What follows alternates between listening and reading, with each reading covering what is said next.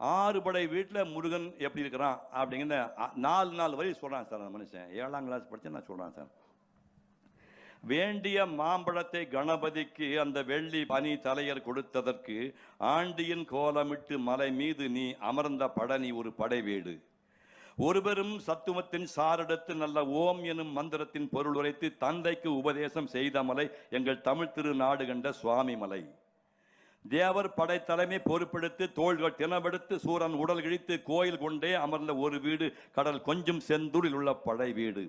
குரு நகை தெய்வானை மலரோடு உந்தன் குலமகள் ஆக வரும் நினைவோடு திருமண கோலம் கொண்ட ஒரு வீடு வண்ண திருப்பரம் குன்றம் எனும் படை வீடுனா.